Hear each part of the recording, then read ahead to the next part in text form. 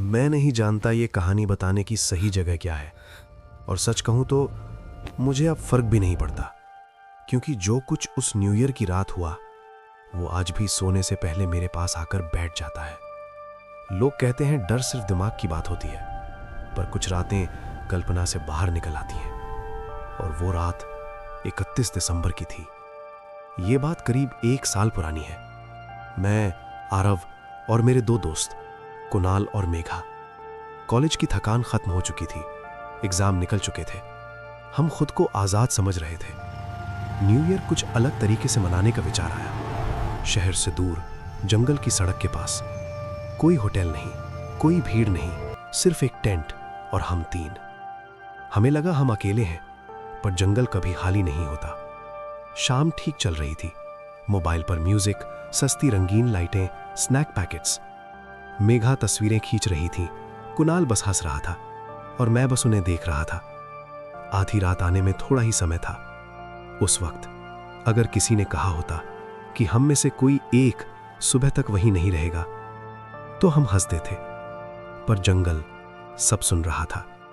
सबसे पहले सूखे पत्तों की आवाज आई, धीमी, संभल संभल कर, जैसे कोई चल रहा हो, लेकिन वहां कोई भी नहीं था। कुणाल बोला, कोई जानवर होगा। हमने बात टाल दी। यही पहली गलती थी, क्योंकि आवाज रुकी नहीं।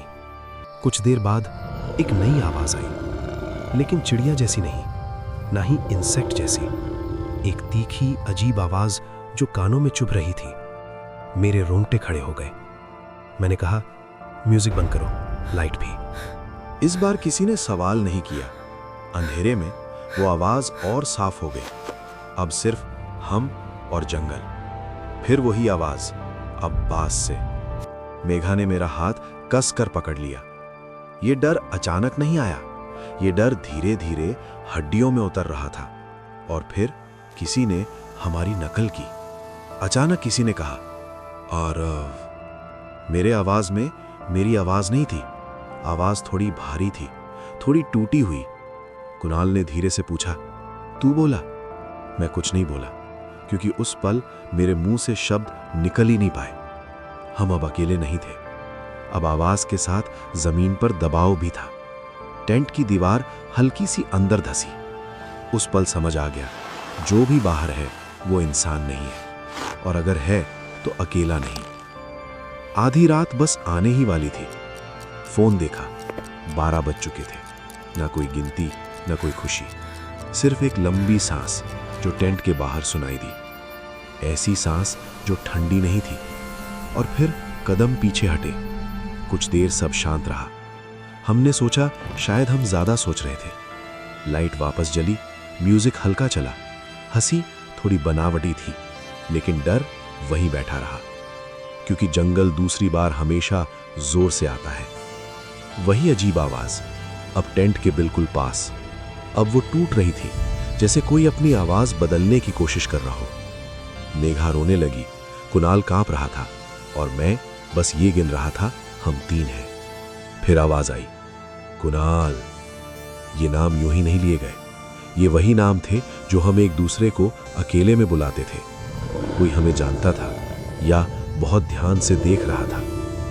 मैंने धीरे से कहा, कोई बाहर नहीं जाएगा, क्योंकि जो भी बाहर था वो चाहता था हम अलग हों। और फिर किसी ने जवाब दिया। टेंट के बाहर से आवाज आई, मैं यही हूं। मेरी ही आवाज में। मेघा चीखने वाली थी। मैंने उसका मुंह ढक लिया। अब कोई शक नहीं था। ये खेल नहीं था, ये शिकार था।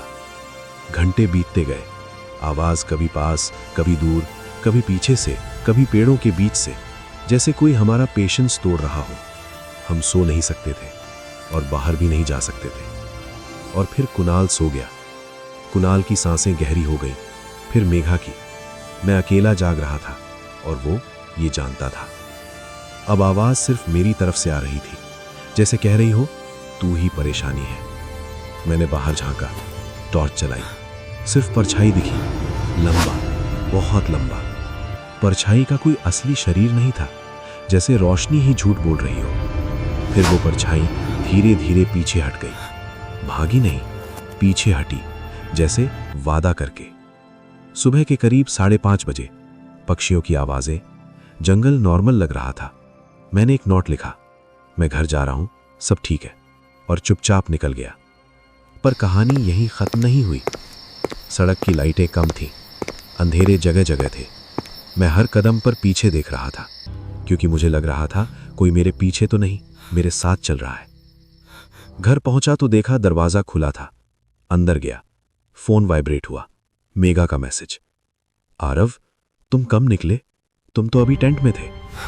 मेरे शरीर से जैसे जान निकल गई। अगर मैं यहां हूं तो वहां कौन था? अगले दिन हम मिले।